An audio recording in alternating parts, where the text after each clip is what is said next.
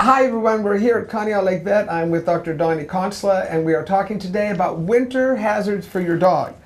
We like to believe that the snow's not going to come, and we're going to have a very sunny, warm climate here in Crawford County, but unfortunately that's not going to happen. But there are things as a dog owner you need to know and you should be aware of as far as protecting your dog in the cold weather. So what's the first one we should start with, just in general? Well, I mean, we can just kind of start talking about kind of cold temperatures in general and what some breeds require to stay, warm, to maintain body temperature and to make it so they're not at risk for frostbite, hypothermia, those sorts of things. What about those sissy little coats that we see on these dogs? How important is it for me to put a coat on my dog?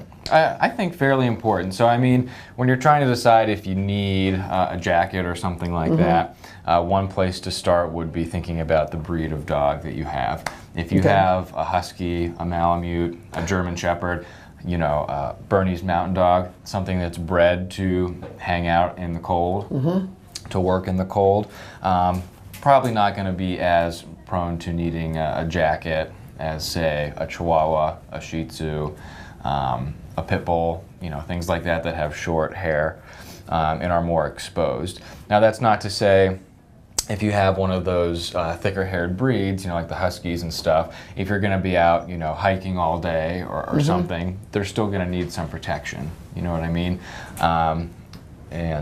And so they make some jackets for them. But definitely the animals with a shorter or thinner coat. Pugs. Pugs. Great Danes. Yeah. Great Danes have a real short coat. Anything that looks like it's going to be cold out there probably needs some protection. And they make a lot of different styles. You can find like the knit sweaters and things like that just at Walmart or Tractor Supply. There's some fancier things out there if you're doing more intense activities, like hiking, sledding, all those sorts of things. Roughwear, RUFF, is a good company that makes like hiking level gear for dogs. And they have different jackets and stuff that do different things, so that's helpful. A lot of dogs will tell you when they're cold, and they'll come in. I mean, I can let mine out, and I think, okay, you're going out for a while, and all of a sudden I will hear the scratching at the door, which means, okay, it's a little cold out here. I've just about had it with that. Yep.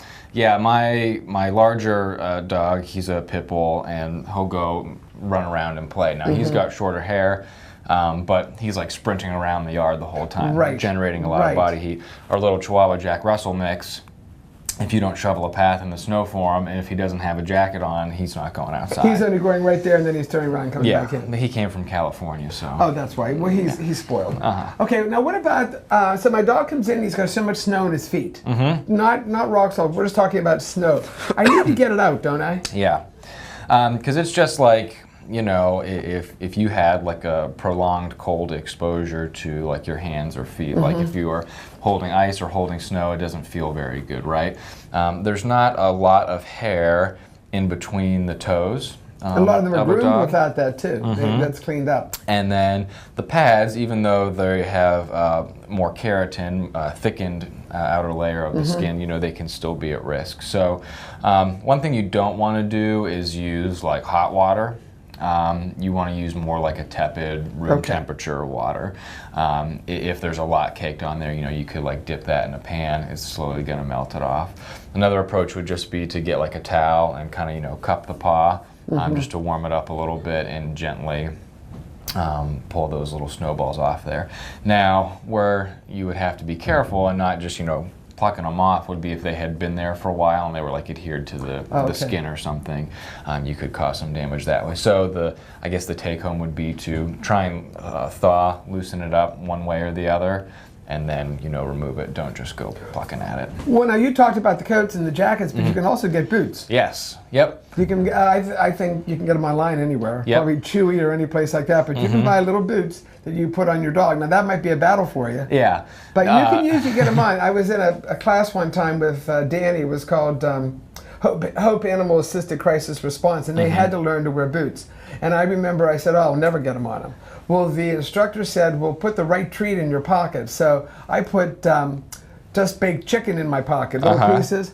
Oh my God, he could have cared. Yeah. Chicken, chicken, chicken, pull on the boot. Chicken, chicken, chicken, and before he knew it, I had 4 of them on. Yeah. So you might have to work with it. A lot of dogs are going to go like this, and they do. There's really, you can and look then up they really walk funny real funny. videos. Yes, yeah, yes. of them walking around. But weird. you can get them on, but you've got to. It takes a little bit of time sometimes. Yeah, but boots are a possibility too. The same company I mentioned before, the Roughwear, they make dog boots that have like the Vibram material for the sole, like they use for human boots. Just kind of funny to think about, but they actually hold up very well. I had some for our German Shepherd when we were hiking out in the mountains out west, and the socks make a big difference. They make a sock liner. Oh, do they? And because one of the issues you run into is, you know, they've got this boot on, and it's kind of like our foot sweating. You know, it just gets really moist in there. Oh, yeah. And then, you know, it rubs more. So just like us, like you don't just wear a boot and then go walk around. Right. You got to have With some sock other on. layer, Sure. the sock, to deal with some of the friction, so they don't get any sore spots, blisters, that sort of thing.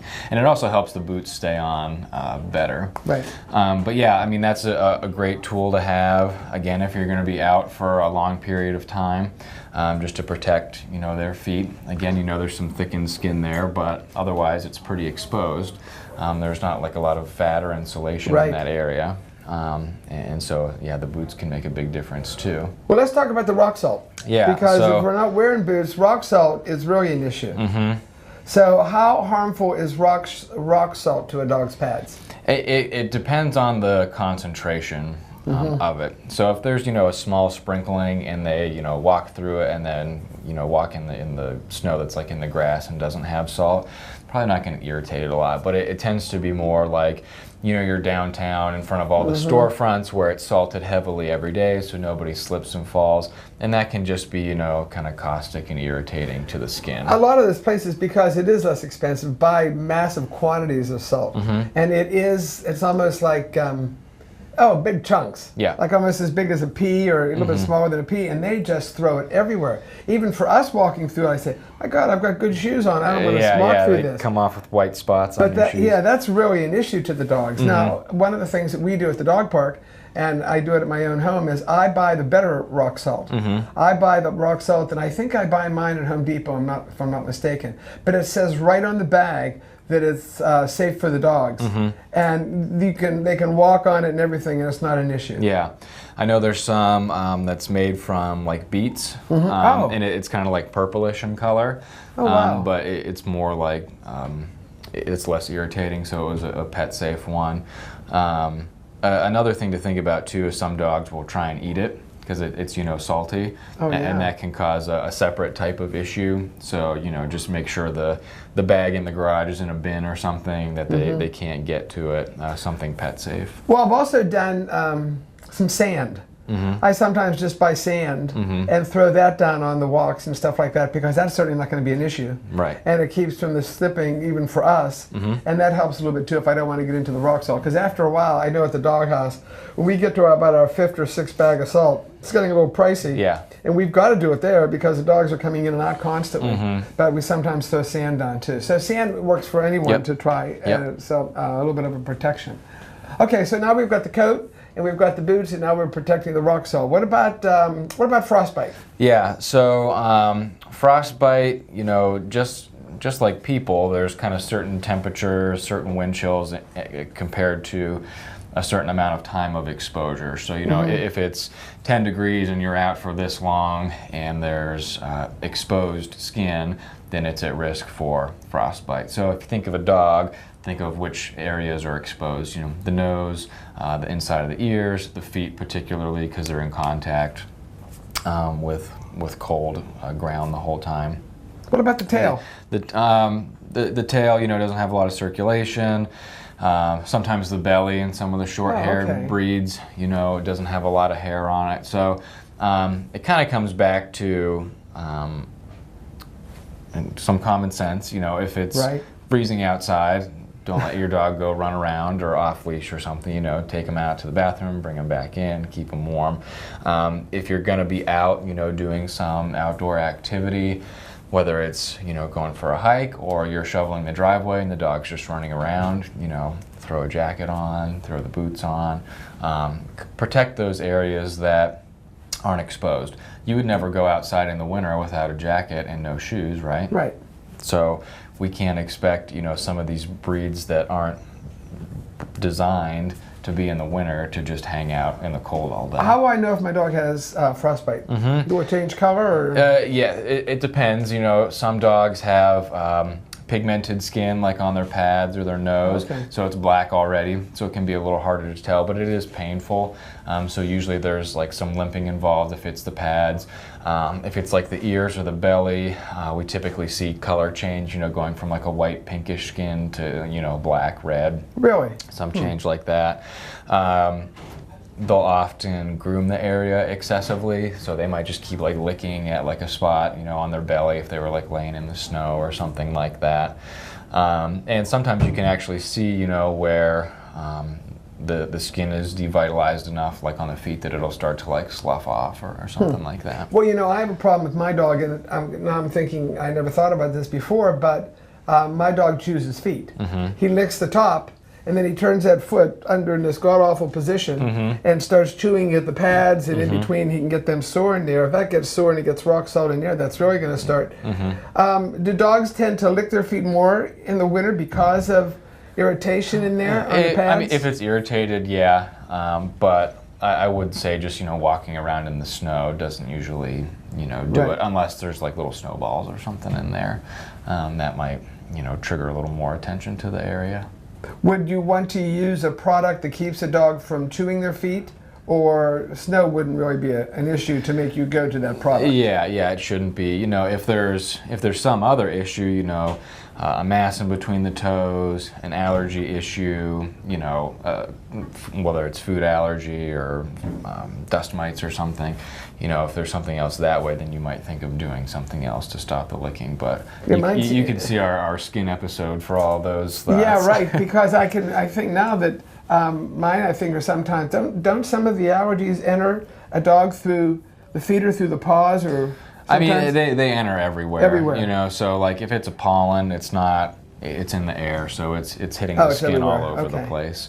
But I mean, you will sometimes see dogs that they have an allergy to like a grass or something. Like if you wash their feet when they come in, they're not quite as bad. But yeah, that's a pain. Okay, what is that? Okay, so we've got the frostbite, we've got the jacket on, we've got the pads and the rock salt and stuff like that. What else should you be concerned about? We can talk about eating snow. Let's talk about eating snow. Is it okay for a dog to eat snow? Yeah, I mean, it's not bad in general. Sometimes it can tip us off that maybe something else is happening. So some dogs just like to do it because it's novel and exciting. So like my one dog, the big one, he'll just go out and like take a bite of snow and like run around, and he's just having a good time. Or make a snowball for him. They'll put a snowball in your mouth sometimes. He does the same thing with grass. He just likes to eat stuff. Yes. But I have seen in the winter time, when we're getting a history for a sick dog, where the owner will be like, he's just eating a lot of snow like all the time. And so you start to think about things, like kidney issues, diabetes. Are they more thirsty, and so they're eating more snow to take in more water, because the water bowl is kind of at the same level that it always is, and then they go outside and start eating more snow. In the same vein, I've seen dogs with like a fever. We'll just go out and like hang out in the snow and not want to come inside because they're trying to cool off. So it itself is not a bad thing, but if it's being done in kind of in an odd, obsessive manner, you might question it and be like, are they just being goofy, or is something else going on here? Well, here's a good question for you. Does my dog need water outside when it's cold? Yes. Why? I mean, it's cold. Why does he have to have water? I think he needs water because he's hot. If it's snowing, you shouldn't need water. Yeah. Do dogs need water all the time? Yeah, I mean, let me ask you this question. If it's, 70 degrees or 20 degrees, will you dehydrate faster at which temperature? I don't know that answer. The colder temperature. Really? Because you're breathing off all this water vapor every time you take a breath. So you can actually dehydrate faster, if you're doing like winter activities. So it's just as important for them to have a fresh water source. And of course you can get the heated water dishes. Yeah, so if the dog, I mean that's another topic, I guess. If the dog is outside long enough that the water is going to freeze, then you want to think about the heated water dishes and then other types of shelter. Well, okay, what type of shelter? Yeah, so you got just think about yourself. If you were going to spend the night outside, you're going to want 4 walls and a roof, right? Something that's got some insulation, whether the building itself is insulated or straw insulation. Straw works well. Yep, and some shelter within that, so they can really have a spot that's warm. I know some people that have basically like little outdoor houses. I mean, it's like a shed that they've retrofitted with stuff, but they understand that the dog's not meant to be outside, but it's a hunting dog, or whatever the story may be. They want it to be comfortable. The smaller the house, the better for the dog. Not if I have a necessarily. Shih Tzu, do I want to put him in a house that's 4 by 4 feet? No, I don't think. Yeah, I mean, you want to have enough space so that they can do their thing, because they're not going to be outside running around. I don't think a Shih Tzu would fare well. Well, but a smaller dog, well, let's say a Beagle. Okay. That's living outside. We don't want to put them in a house that's 5 by 5 or something. Right. We want It it needs smaller to be. because it keeps them warmer. Well, I mean, that's why I think like if you have, like a little igloo or a little house or something within the building, so you've got this bigger space that's not freezing, but still cold, and then there's a smaller dwelling where they can go in that's even more heavily insulated. So and also we would, I guess, talk very quickly about the new tether laws too. You aren't allowed to leave dogs chained outside anymore. What is it? What's the length? 8? Twice the length of the dog from the nose to the tip of the tail. You can look that up. That's the new rules or laws that just went in Pennsylvania. Yeah. Anybody, if you have a neighbor or yourself, if you have your dog chained outside, you need to be very, very much aware of the new tether laws. You go on Google and put in tether laws for Pennsylvania. They're in effect, and you can be fined for having a dog chained outside for extended period of times and things like that. So you need to check on that. Yeah. It's extremely important. So I take my dog to the mall, and I'm going inside for a while. The dog can't be cold. I'm just going to leave him in the car. I don't have to worry about putting the windows down. Is it okay to leave a dog in the car if it's cold? I would say no. Why?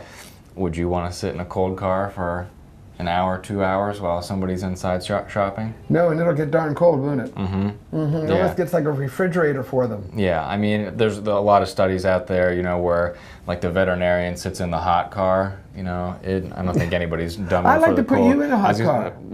We could talk about that. We could have that. That could be a special program on Armstrong. Put Dr. Consla a in a limited hot car. edition episode. Yes, wouldn't last long. But yeah, I mean, it's just not comfortable. I mean, again, some people will put like jackets and stuff on, but I just think there's better alternatives, personally. So dogs should not be left in the car even whenever it's cold. Yeah. And that's such a good idea. What else happens to a dog and we have to be concerned about as far as cold weather? And winter. Yeah. I think we touched on most of the big things. I guess, if something happens that your dog is outside, they break their leash, they sneak out the door, they get away from you or something, and you finally get them, slowly warm them up. You don't want to, just throw them in like a warm area. You want to slowly bring up their body temperature. Bringing it up too quickly can cause some issues. We kind of talked about what to do with the frostbite situation. Right. You can check their gums, see if they're kind of sticky like the back of a stamp, or if they're slimy. If they're slimy, then they're nice and hydrated. Oh, okay. But if they haven't found a water source while they're out and about, you can check their temperature, like a rectal temperature. Normal should be like 99.5 to 102.5. It's a normal dog temperature. And if you have a crisis, call the vet. And yeah, even if you don't see any obvious injuries, I've had a couple of cases where like some dogs got loose, they were out running around, and they seemed okay when they came back. They were happy, wagging their tail, but the owners brought them in anyway just to make sure they weren't missing anything. We did find some like frostbite spots that we tended to. So just because everything looks okay, it's probably still a good idea to get them checked out just to make sure. And with cold weather in this area, we've got 2 holidays coming. Mm-hmm. We've got Christmas and we've got Thanksgiving and Christmas. What are some of the hazards that people need to be aware of at Thanksgiving and also at Christmas? What about Thanksgiving? Can I give my dog a piece of turkey, turkey skin? Thanksgiving is pretty straightforward. It's mostly food related. There's usually no special plants or anything out. So most of the issues that we see are due to giving fatty foods. Gravy. Turkey skin, stuff like that. All the normal things that we've talked about before that are toxic. You want to avoid those. Nuts, grapes, and all this kind of things. Yeah, chocolate, etc. Chocolate. I just put together a newsletter for the Bark Park. In fact, it's on our website. Should be on our website today or tomorrow, but it has a list of foods that people should avoid over the holidays, because if you get an issue with that, one thing I don't want to be doing is calling you on Thanksgiving evening and saying, you know what, Dr. Consla, I think there's something wrong with one of my dogs.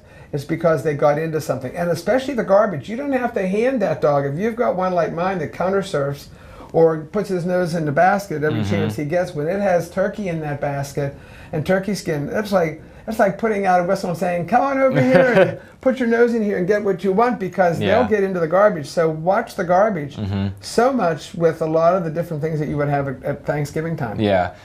Bones are another concern. Oh, God, yes. I'll see broken teeth, GI issues from, they can get perforations. I had one, a turkey shank that made it all the way through and got stuck just at the exit. It was causing issues, so the bones can be rough too. What about, let's take it real quick, and we'll probably maybe do this again sometime in December, but if we don't, what are some things at Christmas time? Yeah, Christmas. That we've got to be really careful about? Right, so again, the food issue comes up, ham, again, gravy, those sorts of things. There's certain, herbs and things that are in a lot of the different mixes that don't agree well. Onions, garlic, all that sort of stuff. Some special things. Poinsettias are toxic. Yes, they are. A lot of the Christmas tree nutrient packets that you put in the water, some of those can cause issues.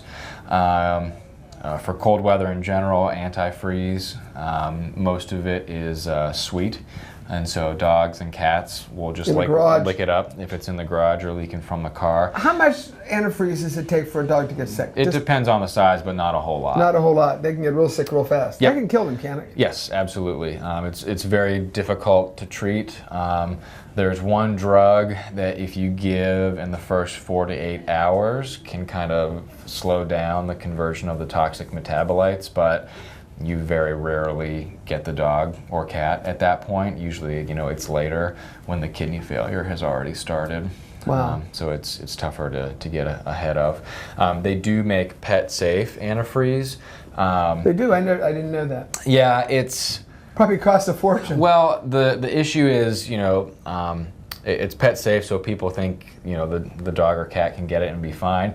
It still causes a lot of metabolic disturbances and some significant illness. So it's not as bad as traditional antifreeze, but it still can cause problems. So don't be more lax with putting it away or keeping it cleaned up just because it's the pet safe version. Okay, let's go back a little bit to the Christmas tree. Got a lot of concerns at the Christmas tree. The Christmas bulbs that fall on the floor and they decide shards to of glass.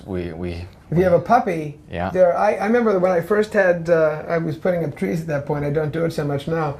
I sometimes would put the tree up starting on something this high because if I put it down low with the puppy, they're going to check out everything. Yep. The electricity and the lights chewing on cords. Oh, yes. Cats with tinsel or other stringy, dangly sorts of things. Good way to get a foreign body for a cat. I have a manger scene. And I keep it because the sheep have lost all their legs. Because I had a Shih Tzu that thought that was a good thing to do. So my Shih Tzu took the legs off every sheep. And then I have poor baby Jesus who's in a manger and he's got all type of holes in his head. And I keep it for humor because it was the tooth of the dog going into that. The dog had baby Jesus in the manger in his mouth. They'll take anything. If you have a dog puppies especially, but even older dogs will. I mean, there's a fascination with what is that, or the flashing lights. Yeah. I didn't mean to interrupt you, but I had a wonderful Christmas tree that flashed. Well, I forgot that flashing lights put my dog into shell shock. You couldn't take a picture with a flash with my dog, and all of a sudden I put on this Christmas tree, and it had flashing lights. It was, where's the dog? Because that's different for them, and that's really hard. So there's a lot of things. If you're going to have that four-legged dog or cat in your house, you got to be aware of this stuff. Yeah, another thing for cats, some cats with urinary issues will kind of get like triggered by a Christmas tree going up, and other things like, you know, guests coming over or moving the furniture around. But, you know, sometimes we'll see where, you know, something as simple like that kind of triggers this like stress response in their body because their environment's changing. So, you know, just being cognizant of some of those weird sorts of things. Well, yes, and the other thing is if you have people coming to your house and you're not used to having that, and it's usually just you or one or two other people or three people that are normally in the house, and you get company, do me a favor, put the dog in another room, or do something like that. Or when people are opening and closing that door and people are going in and out all the time, now you're going to have a dog that's going to take off. Yeah. And that's another issue. So you've got to be aware of what your dog does, how your dog responds, and especially company can really be an issue. And even with the stress, not a planned bite, but sometimes the dog will snap, and there can be issues there too. Yeah, in the same vein, you know, if you have family members bringing over other dogs or pets, you know, we always see some issues there where, you know, there's all of a sudden there's a new dog in the environment, and they, you know, fight over the food bowl or a toy or something, you know, with bite wounds, that sort of thing. So the dogs are already on edge with all these people and decorations and stuff around. So, you know, maybe have them meet in a neutral territory, you know, see how they do. And if it's not going well, then just keep them separate. Is it ideal? No, but it's better than having to call your vet on Christmas Eve because you have a dog fight situation. Well, you know, it's funny too, because a lot of people, I have a lot of my friends who feed their dogs anything. If they're at the table, the woman or the man or whomever or kids are always reaching down, giving dogs food. Well, my dogs have the same thing all the time. Yeah. And my feeling is if it's not broken, we're not going to try and fix it. We're not going to put all this extra stuff in there and just say, oh, this is a great treat. We just got this. Let's give it to the dog. So be aware of that too, and make sure that your guests know there are certain things we don't do. We don't, at my house, you don't feed my dogs anything. Yeah. Because I'm not dealing with that, because mine, I've got 4 and I don't want anybody to get sick. Right. So those rules, and you might think I'm crazy or maybe it's too much for you to deal with, but having people in the house, make sure that everybody in the house knows what the rules are with the dogs. Yeah, I mean, there are some dogs that maybe they have a sensitive GI tract. They've had pancreatitis before, inflammation in the pancreas, which is usually triggered by a fatty meal. And if they get anything, you're in trouble. Yeah, even just like a little, you know, lick of a plate or something can trigger some dogs. So people just need to be respectful that, you know, that's kind of how you run your ship, and, you know, maybe there's a reason for it. Maybe you're just being cautious, but I mean, why would you want to take the risk? Or if it's an issue and your guests don't go with what you're saying, remove the dog. Get the dog out. Or the guest. Yeah, that's a good idea. We could remove the guest. I like that idea better. Okay, I think we're all set then. We've talked about winter. We've talked about the hazards of winter. We've talked about the frostbite, the clothing, the boots, and all those type of things. We also talked about people visiting us. So thanks very much. Appreciate it. You're welcome. We'll see where we go from here. All right.